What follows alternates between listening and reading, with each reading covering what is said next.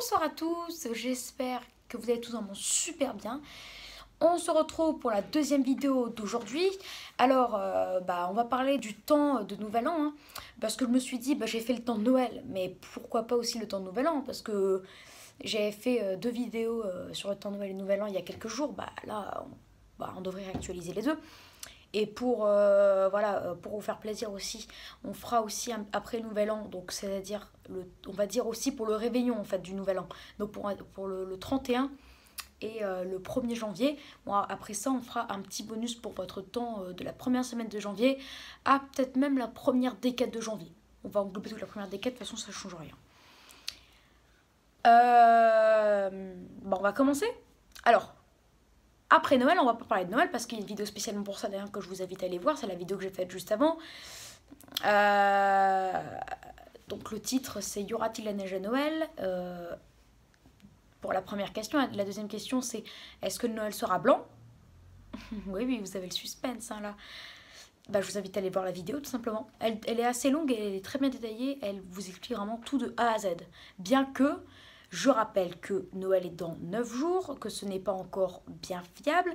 Si la température peut encore changer, la direction du vent peut encore changer, les précipitations peuvent encore changer. Bien qu'on se dirige vers ce type de temps-là. Donc je vous invite à aller quand même aller la voir parce que c'est presque décisif. En tout cas, oui, je vous invite vraiment à aller la voir, je vous la recommande vraiment. Bref, on commence. Alors, après Noël, là, on va commencer à partir du 27. Hein. Comme ça vous forcera à aller voir la vidéo sur Noël. Non, mais en tout cas, réellement, j'ai pas le temps de vous refaire un point sur Noël, donc c'est pour ça. Voilà, à partir du 27, le temps sera sec, froid et donc anticyclonique, avec un vent de nord-est qui se sera mis en place. Il va durer tout au long des 5 derniers jours de décembre, à savoir le 27, 28, 29, 30, 31, avec un temps sec, froid et humide. Pourquoi pas? Des températures qui seraient déjà 2 à 3 degrés sous les normes le 27, avec des belles gelées le matin, et les températures l'après-midi proches des 4 à 5 degrés dans la moitié nord et 8 et 7 dans la moitié sud, qui seraient 2 à 3 degrés sous les normes, surtout à cause des gelées, qui devraient peut-être, a priori, il y a beaucoup de chances que ça dure, il y a 60% de chances que ça reste le même type de temps avec des températures 2 à 3 degrés sous les normes jusqu'à la fin du mois de décembre, donc jusqu'au 31 au soir. Mais il y a un scénario qu'il ne faut pas prendre à la légère, de 40%, donc le reste, qui dit que les températures vont aussi baisser graduellement jusqu'au 31 pour atteindre des températures très hivernales qui seraient 5 degrés sous les normales de saison pour le 31 décembre et le Nouvel An. Donc température qui passerait de 2 degrés sous les normes le 27 décembre, donc hivernale, à 13 hivernale, à 5 degrés sous les normales de saison pour le réveillon et le Nouvel An. C'est un scénario à ne pas prendre à la légère. Et donc du coup je me suis dit, dans ces cas-là, si ce scénario venait être confirmé, 5 à 7 degrés sous les normes. Alors pourquoi pas une vague de froid? Donc je me suis posé la question et je me suis dit, dans ces cas-là, ça veut dire qu'il y a un petit risque de vague de froid. Peut-être le risque est de 20-30%, mais il y a un risque quand même. Donc on en reparlera, mais méfiez-vous quand même, hein, parce que ça m'étonnerait pas quand même qu'on ait une vague de froid après cette période de douceur qui a commencé en début de semaine et qui va se terminer dans une semaine, qui aura duré 10 jours. Ça m'étonnerait pas qu'à la fin on ait une belle vague de froid. Ça ne m'étonnerait pas. Alors ce serait... alors si jamais le scénario 2 venait à se confirmer, hein, avec 5 degrés sous les normales de saison, ce serait plus un gros coup de froid. Mais pour atteindre les seuils de vague de froid, il faudrait des températures minimum 6 degrés sous les normes à cette époque de l'année. Donc il faudrait des températures en moyenne plutôt 6 à 7 degrés, voire localement 8 degrés sous les normes. On en reparlera, mais de toute façon, que ce soit un coup de froid ou une vague de froid, si on est 5 degrés sous les normes ou 6-7 degrés sous les normes, ça ne change pas grand-chose, tant qu'on a des fortes gelées. Et donc du coup, ce type de temps est propice à des brouillards givrants, à partir du 27 et pour en fait votre nouvel an. Alors, voilà, donc un temps qui serait plutôt sec, mais après je ne sais pas, parce qu'il y a quand même un petit risque, hein, pour le nouvel an, qu'on ait que le vent tourne au nord et qu'on ait de l'humidité, bien que le temps resterait froid.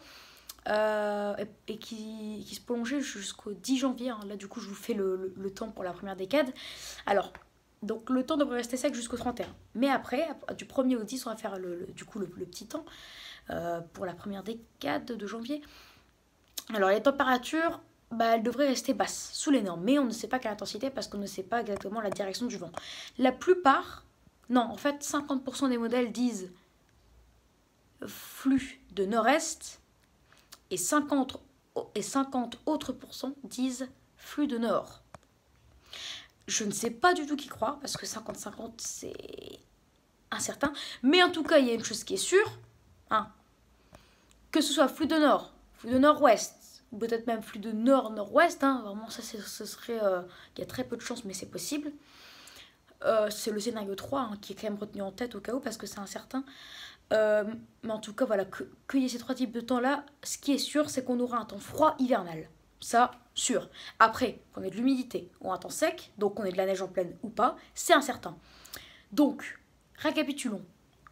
Pour la fin du mois, nouvel an, temps froid, sec, avec des brouillards givrants et des belles gelées le matin.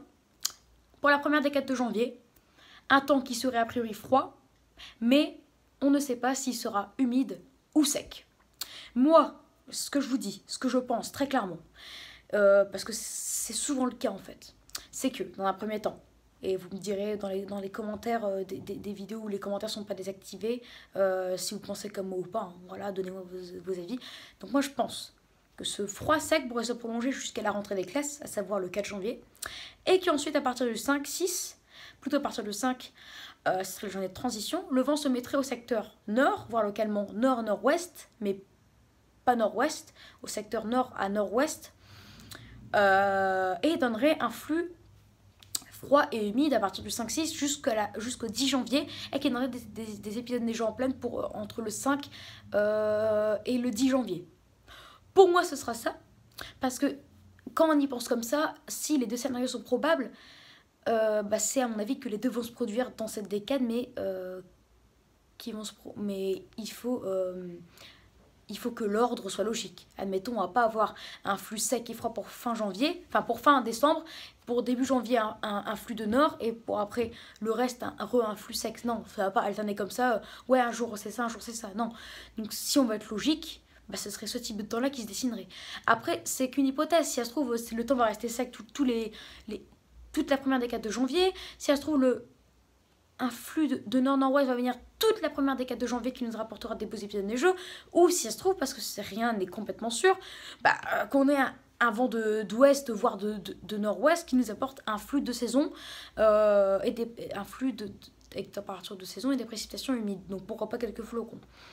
Mais voilà, ce serait plutôt un scénario dans l'ensemble qui serait froid, qui se dessinerait. Humide ou sec, on ne sait pas. On en reparlera dans le prochain bulletin. Mais en tout cas, retenez que le nouvel an sera froid, sec, avec des brouillards chevrons. Et donc du coup, des belles gelées. Et anticycloniques.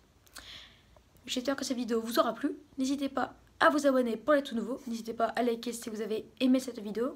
N'hésitez pas à partager la vidéo avec qui vous voulez. Amis, famille, etc. Et n'hésitez surtout pas à me donner des idées pour mes futures vidéos. N'oubliez pas de regarder votre temps de Noël. Si vous voulez savoir s'il neigera pour Noël. Je répète que la tendance que je vous ai faite en vidéo n'est pas sûre et certaine, tout peut encore changer, mais on se dirige vers ça, donc ne la ratez pas. Très bonne vidéo à tous et je vous dis à plus tard pour une prochaine vidéo. Ciao!